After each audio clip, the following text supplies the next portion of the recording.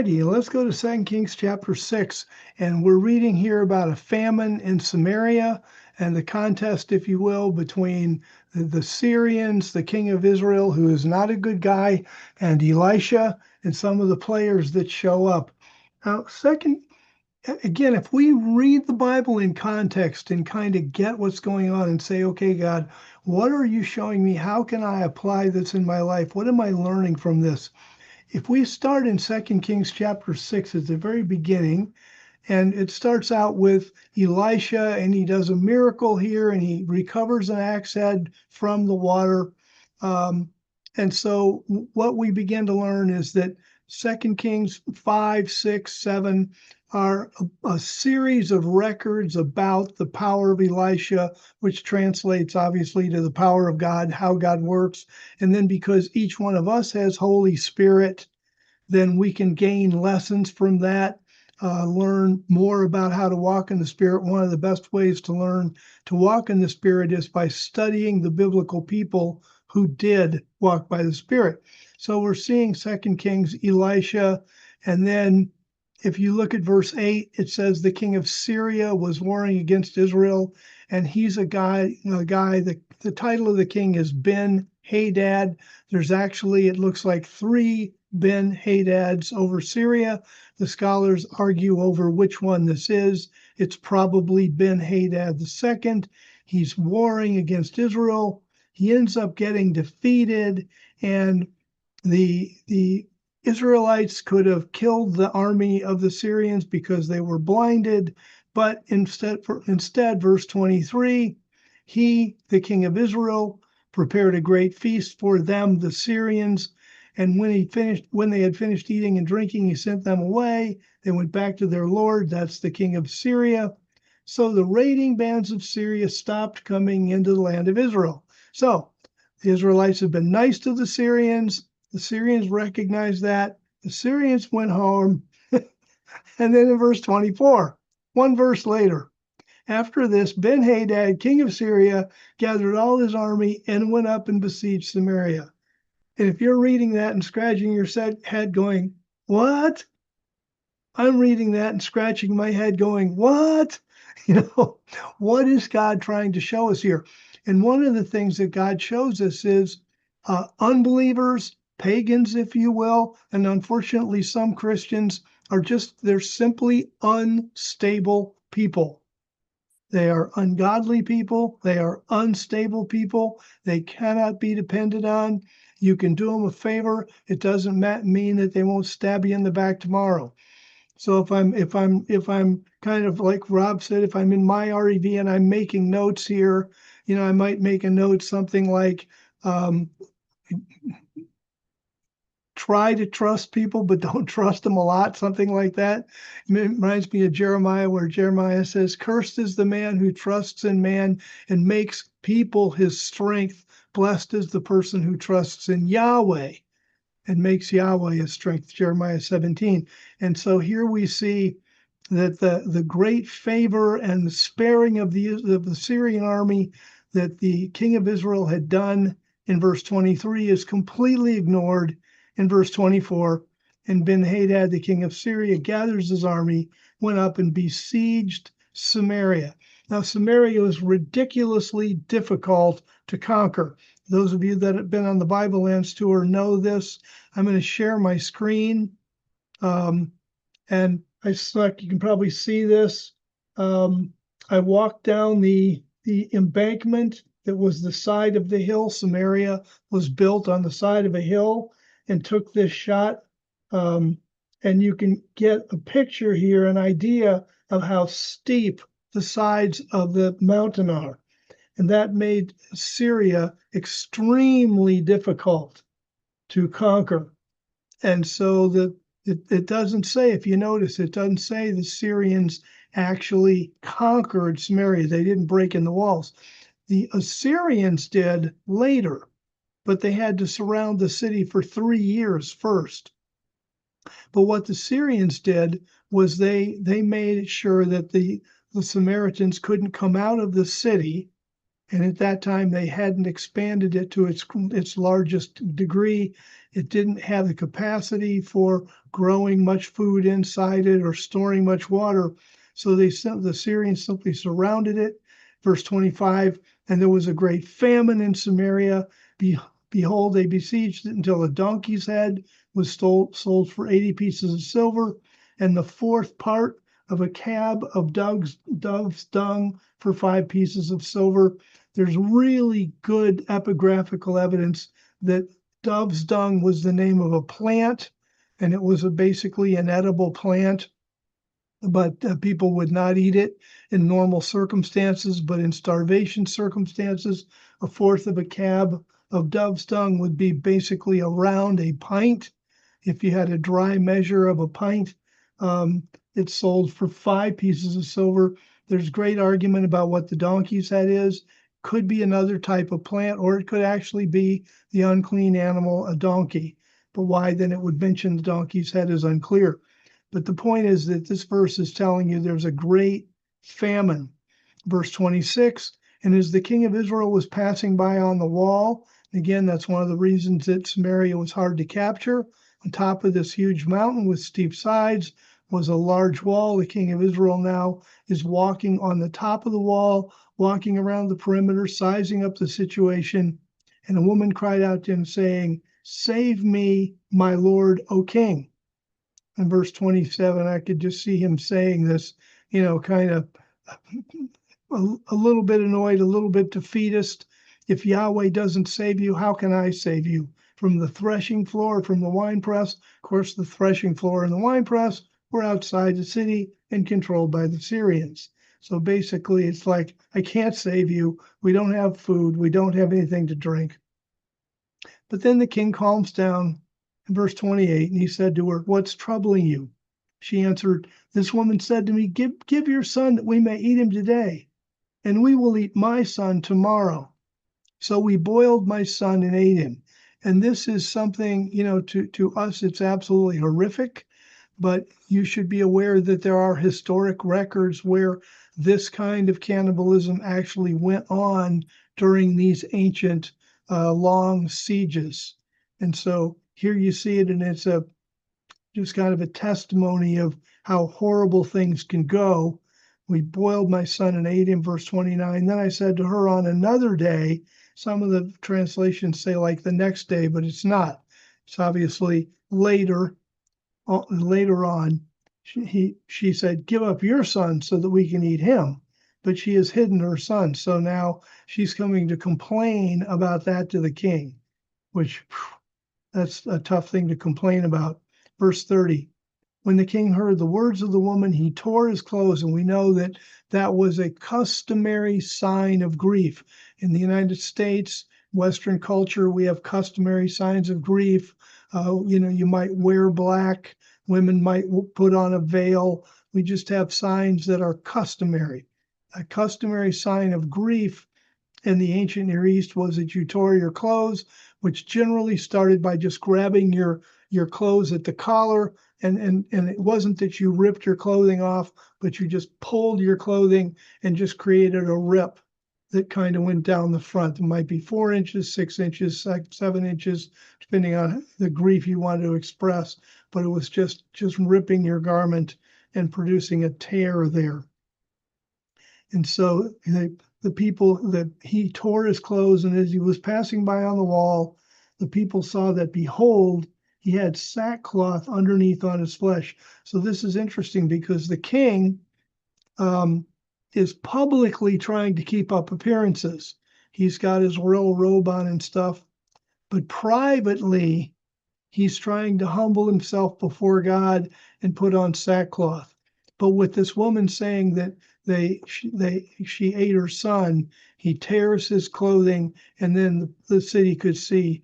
Even the king is wearing sackcloth. The king is trying to be repentant and trying to be in mourning. And so they saw that he had sackcloth on his flesh. Verse 31, and with the grief that he was feeling, he now moves to attack the man of God. And that is such a common feeling in people. Not that they attack ministers per se, but people that really normally have a good grip on the fact that God is not doing evil things and stuff like that. And then something horrific happens and they're confused, hurt, and angry at God. That's very common. And so we see that here reflected in the text. By the way, when somebody that let's say someone that's close to them passes away, or there's an accident, or there's some kind of thing that the next thing you know, they're saying things against God. Generally speaking, that's not the time to step in and say, now, that really isn't true. It's you let people emote, they will get through it and be much more rational after a short while. But it's just kind of human nature that we react so dramatically when something terrible happens. And so the king just acts really dramatically here, and he says, God, do so to me. We would translate that maybe, may God do the same to me and more also, if the head of Elisha, the son of Shaphat, is left standing on him this day. Now, may God do so to me and more also is a curse formula. You opened a curse by saying that. And what you're saying is, this curse I'm going to put on somebody else. If it doesn't happen, may that curse happen to me. So in other words, since you don't want the curse happening to you, you're going to do everything in your power to make sure that the curse happens to the other person. In this case, the king of Israel says, may God do the same to me, may God do so to me, and more also, if the head of Elisha, the son of Shaphat, is left standing on him this day. In other words, Elisha will be dead by sunset. That's basically what he's saying. Then he's adding what he doesn't mean. Nobody that says this in the Bible actually means it, which is, hey, Elisha was still alive by sunset that day, and I noticed the king didn't volunteer to get killed. so, so they throw these curses out, but then they don't really stand behind their words. But usually they're thinking that's because they're going to be able to fulfill the curse.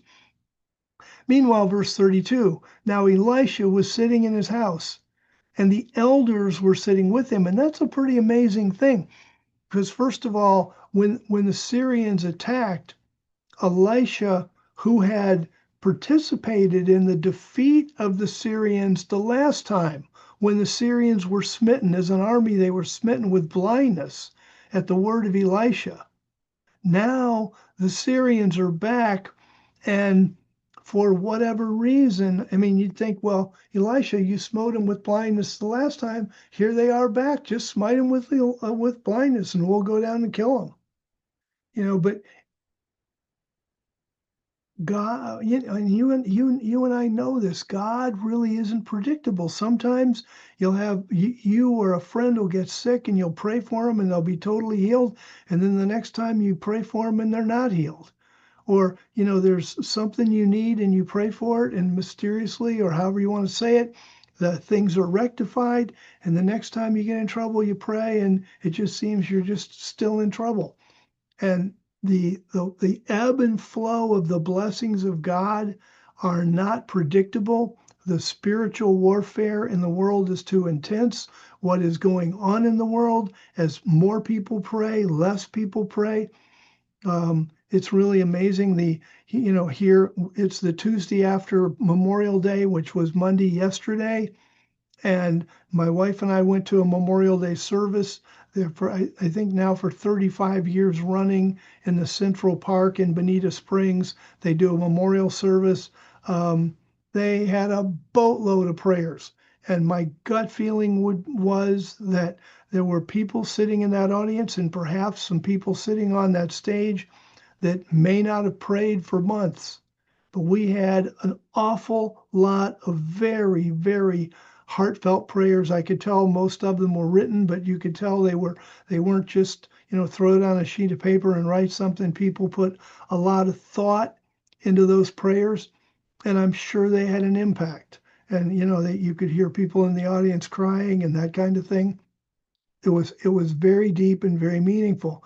And who knows what that does for Benita for the next little while with prayer coverage and God being involved and that kind of thing. And um, sometimes God moves and sometimes he doesn't seem to move. In this situation, the city is starving. They're starving so badly, a lady boiled her son. And Elisha, who blinded the Syrians with a word the last time they showed up as an army, now seems to have no power. And yet the elders of the city realize that God could show up in Elisha at any time. So it's interesting that the elders of Samaria, and again, the king was not a godly person, but the elders of the city in this dire time were gathered around Elisha. There's a lesson there too. If we are godly and we are faithful and we are stable in unstable times, we will draw people to ourselves who are not as stable as we are, or maybe need some comfort. And that's one of the reasons that we want to be open about our Christianity. We want to be stable. We want to be like 24/7 Christians, that kind of thing, so that people know they can rely on us and we can really help out in times of need. I'm sure Elisha was confused too. It's like, Lord, what happened? I had great revelation the last time and tremendous power, and now are the cities starving, and here I sit. But he probably didn't know either. But he's sitting in the house, and the elders are with him, probably there for support, for comfort, for any advice he could give him. But meanwhile, the king has just spoken this curse. And so it says the king sent a man from his presence. But before the messenger came to him, probably a man from his presence to execute Elisha. But before the messenger came to him, he said to the elders, "Do you see how the son of a murderer has sent to take away my head?" And by calling him the son of a murderer, he's probably identifying Joram as the son of Ahab. Ahab was the one who executed Naboth and his family, and his wife Jezebel killed many, many prophets of Yahweh. So here's Joram following in his father's footsteps, if you will, like father, like son. So Elisha says, "Do you see how the son of a murderer has sent to take away my head?" And he speaks to the elders and he says, "Behold, when the messenger comes, shut the door and hold the door shut against him. Isn't the sound of his Lord's feet behind him?" Because once the king catches up, then the king will take over. And of course, verse 33, while he was still talking with them, with the elders, behold, the messenger came down to him and said, "Behold, this evil is from Yahweh. Why should I wait for Yahweh any longer?" So once again, what we see here is the evil from Yahweh. No, the city, the king is an idolater. The evil isn't Yahweh's fault. It's like, hey, king, come back to God and receive his blessings. Don't go out there in left field and worship Baal and stuff and then blame Yahweh when things go wrong. Boy, if that isn't a stretch. And sadly, there's a lot of people who don't really know God, don't really understand God, who blame God when things go wrong. And that's certainly what's going on here. So let's go to chapter 7. Now, 2 Kings 6 and 7 is one of the places where it would have been better if there was not a chapter break. Because in 2 Kings 6, the chapter ends up with this messenger of the king, or the king himself, saying, "Behold, this evil is from Yahweh. Why should I wait for Yahweh any longer?" And then in chapter 7, verse 1, "But Elisha said," and it would read more smoothly as a chapter if those two verses were together in a flow, rather than one ending chapter 6 and one starting chapter 7, as if there was some kind of time break. There wasn't. This is the king and his messenger right there talking with Elijah, and the king or the messenger says that this evil is from Yahweh. Verse verse 1, but Elisha said, oh yeah, hear the word of Yahweh. This is what Yahweh says. Tomorrow about this time, a seah of fine flour, and that's a lot. That's about 7 quarts. A seah of fine flour will be sold for a shekel, and 2 seahs of barley for a shekel at the gate of Samaria. Now, these people are starving so badly that a lady would boil her son, and yet Elisha now receives this powerful revelation. And this is one of the things that you and I can learn from. I said you learn about walking by the Spirit from reading this stuff. You know, I'm sure Elisha had been praying and asking, Lord, where's the revelation? Where's the power? Where can I do something? But he stayed ready, because we never really know when God's going to act. God is going to act, God's going to move, God's going to speak on his timetable, not ours. If we get all patient and basically take our ball and go home in our mind, then then God, we're not there to walk with God and be a fellow soldier. But Elijah hung in there, and here's this amazing revelation that in this city that's been starving, quarts of flour are going to sell for a shekel, and 2 seahs are going to sell for a shekel of barley. Verse 2. The officer on whose hand the king leaned answered the man of God and said, behold, if Yahweh makes windows in heaven, could this thing happen? And Elijah said, behold, you will see it with your eyes, but will not eat of it. And I want to point out here, this is going to be interesting because later in the record, we're going to see 4 diseased men. Actually, it's the very next verse. We're going to see 4 diseased men, and they are the ones God's going to work in to bring the announcement of the deliverance to Israel. So societally, structurally, from a standpoint of who are the hoity-toity people in the society, the officer on whose hand the king leaned, you'd think he'd be the stable one, he'd be the faithful one, he would believe, he's leading the people. If he's the guy on whose hand the king leaned, he's very, very high in rank, could even be second in line behind the king, or second in his authority behind the king. Very powerful man in the kingdom, and yet he has no faith and doubts that God can move and get things done, even at the word of Elisha. But then the very next verse, and then Elisha says, behold, you will see it with your eyes, but will not eat of it, which is a prophecy that wouldn't have made any sense. I mean, here's Elijah speaking this prophecy, and you can just see the people around him, they hear that and they go, huh?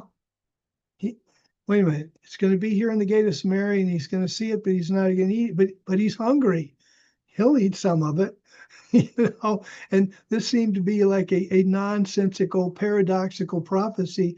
And sometimes that's the way the Lord's going to work, and we've got to be open to that.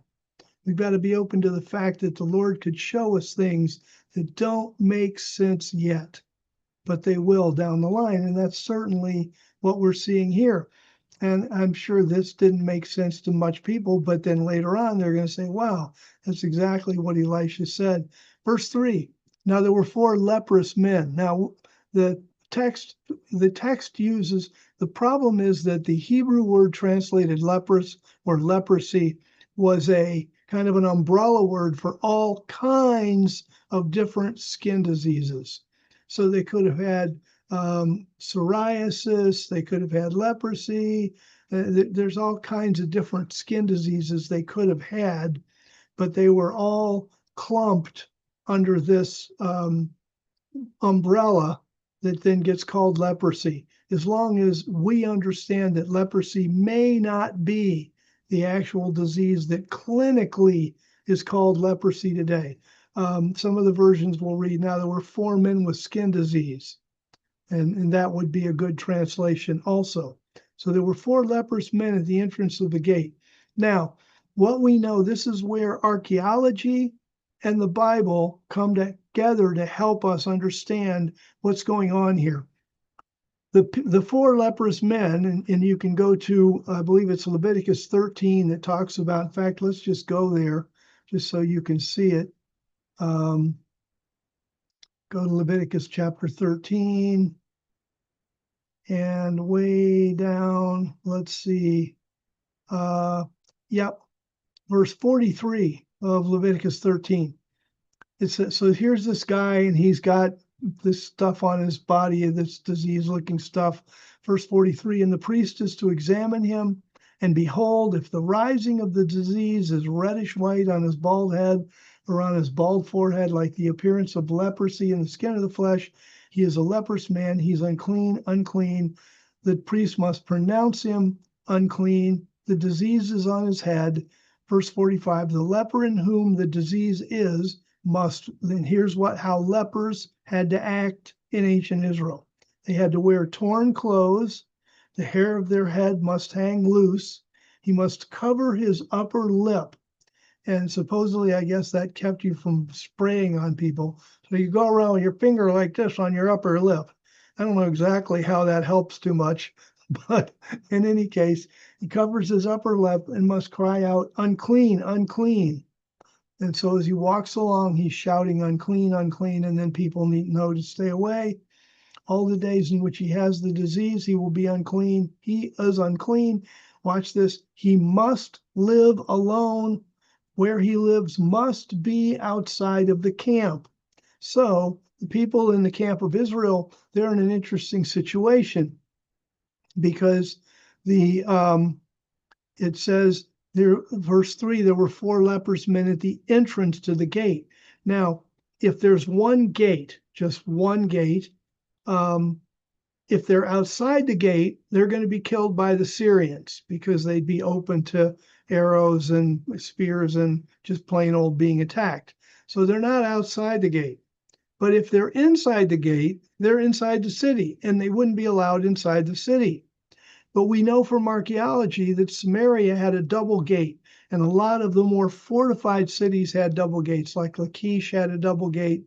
Other big cities had, Megiddo had a double gate. So you had an outside gate and an inside gate, so that if an enemy was attacking, let's say they're attacking from over here, if they get through this gate, then they're kind of stuck in this little hollow area where there's a wall here and a wall here and this little hollow in the middle, and people can throw arrows and boiling oil and stuff down on them from 3 sides. That made a double gate about the least breachable part of the entire city. Normally, the gate is the weakest part of the city, but if you've got a proper double gate structure, then the gate is about the strongest place in the city. But the other nice thing is that these leprous men could be inside the outer gate and outside the inner gate, and they're not in the city, but they're not outside where they're exposed to the Syrians. So this would have been an act of mercy on the part of the people in Samaria to let them in and stay at the entrance to the gate. So verse 3 says there were 4 leprous men at the entrance to the gate. That would be, inside the double gate. And the reason that God wouldn't have to describe that here in 2 Kings is because everybody would understand it. That was their culture. So these men said to one another, why are we just sitting here until we die? And that's the kind of phrase that some people need to decoupage and put on their refrigerator. Because honestly, there's a lot of Christians that need to step up to the plate and do more for the Lord than they are doing. And these leprous men are finally coming to grips with their situation. Why are we just sitting here until we die? And then I love verse 4, because a lot of times if you're in a high pressure situation, as much as you don't want to face the reality of it, if you face the reality of it and express it and get it out in the air, it kind of deflates it. It takes some of the power away from it. So they said, okay, why are we just sitting here till we die? Then they said, if we say we will enter the city, then the famine's in the city and we'll die there. Yeah, that's probably likely because nobody's going to share their food with these 4 lepers.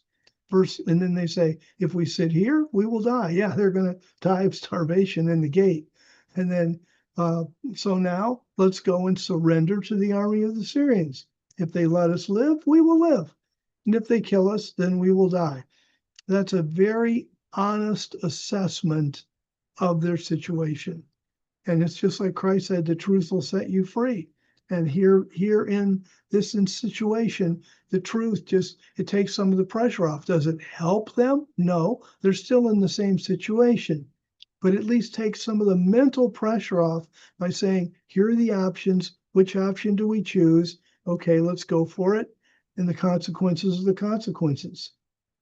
So, verse 5, it says, they rose up in the twilight to go to the camp of the Syrians. Now, I think there are two reasons for that, because, they could have left any old time. So why did they wait till twilight? And I think, and this is just me, I could be dead wrong. It could be they just took a nap until twilight, who knows? But I think normally under those situations, if somebody tries to leave a city, like they're going to go join the enemy, then you want to kill them before they get out of range, because you don't want these people leaving your city, having information about how many of you are left in the city, how much water is left in the city, how much food is left in the city. You're taking your own strength plus the information that you have and going into the enemy camp. So deserters, if you could shoot a deserter, with your arrow or spear or whatever before they got out of range, that was a good thing to do.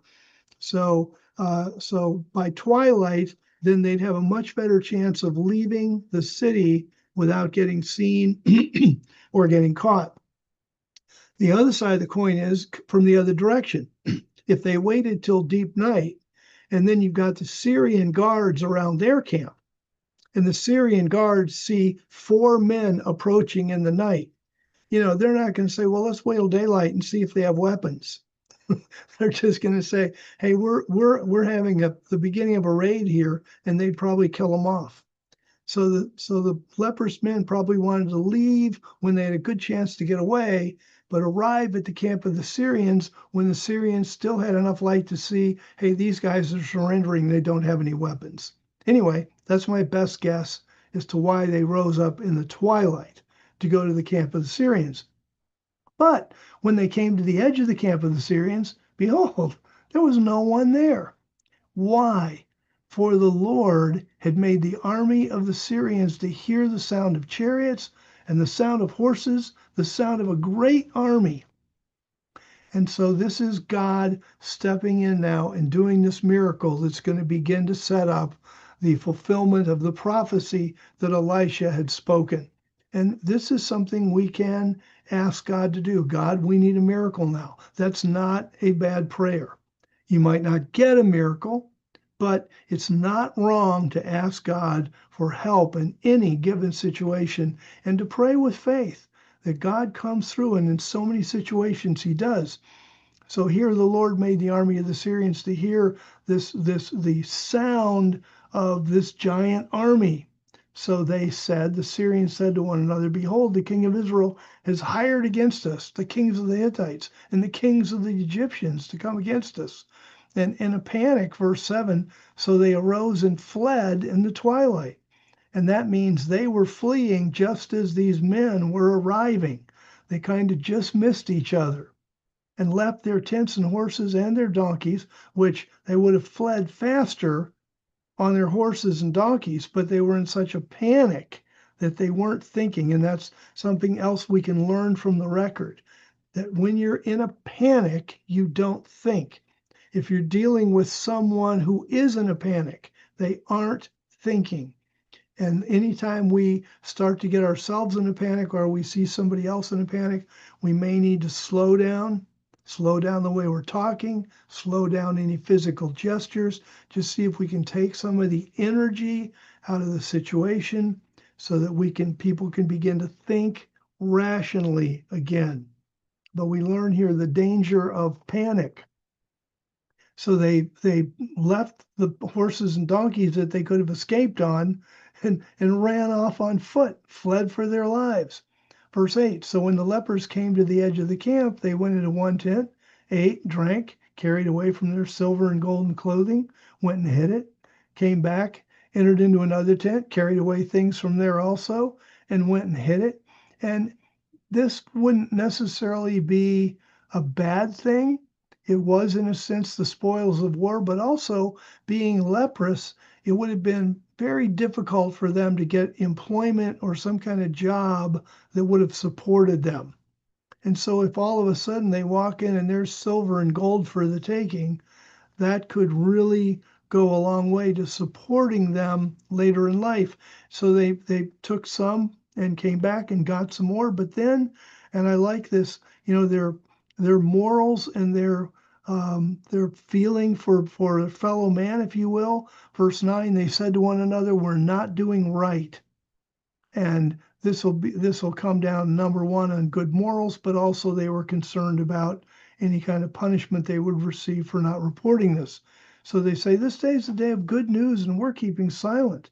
If we wait until the morning light, punishment will overtake us." And that's probably a very correct assessment. So now come, let's go and tell the king's house. King's house is the palace. We'll go and tell this to the palace. Verse 10. So they came, and they would have come to the outer gate, called to the gatekeepers of the city. They would have been the ones standing watch on the wall. And they told them, saying, "We came to the camp of the Syrians. Behold, there was no one there, not even the sound of a man." I mean, we listened, and there wasn't anybody close that we could hear. Only the horses tied and the donkeys tied and the tents just as they were. Then the gatekeepers called out and told it to those inside the king's house. So the gatekeepers passed the word on to the palace. Verse 12, then the king arose in the night and said to his servants. Now remember, in the biblical culture, everyone was a servant to the king. It's not like the king called, his chamberman or whatever. Here, his in this context, his servants are the officials in the kingdom and the high officials in the military. So the king arose in the night. He gathers the people that are going to give advice and make war. And he says, "I will now tell you what the Syrians have done to us. They know that we're hungry. So they've gone out of the camp to hide in the field, saying, when they come out of the city, we will take them alive and get into the city." But one of his servants answered and said, "Please let some men take 5 of the horses that remain, which remain in the city. Look, they are like all the people of Israel who are done for." In other words, the king might say, I don't want to send any people out because the Syrian army, they'll just capture them and kill them. And this guy, whoever he was, one of the officials of the king, speaks up and says, "Look, the men that we send out, they're like all the people of Israel who are done for. So if they die out there with the Syrians or they die in here, what's the difference? Let's send and see." So they took, and the king, I think it was a good decision. The king said, "Okay, that's cool." So they took 2 chariots with horses, and the king sent them after the army of the Syrians, saying, "Okay, go and see." Now remember, this happened very soon after twilight. So you've got hours of night ahead. That's going to be important because then verse 15 says, so they went after them. These men on chariots went after the Syrians to the Jordan River. Well, the Jordan River is 20 miles away. In fact, we don't know exactly where the Syrians crossed. It could be almost 30 miles away. And it says, behold, the whole way was full of clothing and other items the Syrians had thrown away in their haste. Then the messengers returned and told the king. So it's like the messengers went, the messengers came back. And you and I with our cars and highways, okay, so they drove down, they drove back, and they said, but, going 20 miles over rough roads in a chariot or carriage, this is going to take several hours down. And the drop down is several thousand feet to the Jordan River from the height of Samaria, which is in the hill country of Ephraim. And so, you're going downhill most of the way. But on the way back, not only do you have 20 miles, you got 20 miles uphill. And those horses are going to need a break. So if these men left an hour or so after twilight, then they were gone all night. So it would be morning light, probably when they came back. And so the messengers returned. I'm in verse 16. The messengers returned and told the king. Verse 16. Then the people went out and plundered the camp of the Syrians. So a seah of fine flour was sold for a shekel, and 2 seahs of barley for a shekel. according to the word of Yahweh. Verse 17, now the king had appointed an officer on whose hand he leaned to be in charge of the gate. But the people are starving, so they didn't care about him. And the people trampled on him in the gate, and he died, just as the man of God had spoken, just as he had spoken when the king came down to him.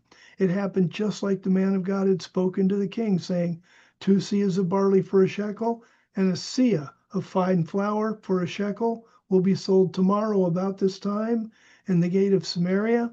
And that officer answered the man of God and said, now behold, if Yahweh make windows in heaven, could such a thing happen? And Elisha said, behold, you will see it with your eyes, but will not eat of it. And it happened like that to him. The people trampled him in the gate, and he died. And so here in this record, there's, again, so many little side lessons that we learn.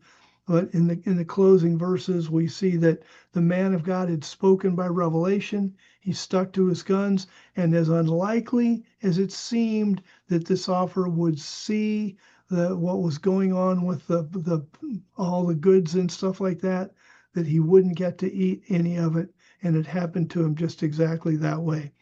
So this is the record in 2 Kings chapter 6 and 7, and we learn a lot about how to walk by the Spirit and how to stick to our guns in the Spirit and the importance of getting involved and doing our part. And thank you for your attention. I appreciate it. It was a lot of fun doing the back work for this teaching. And I appreciate you guys being here.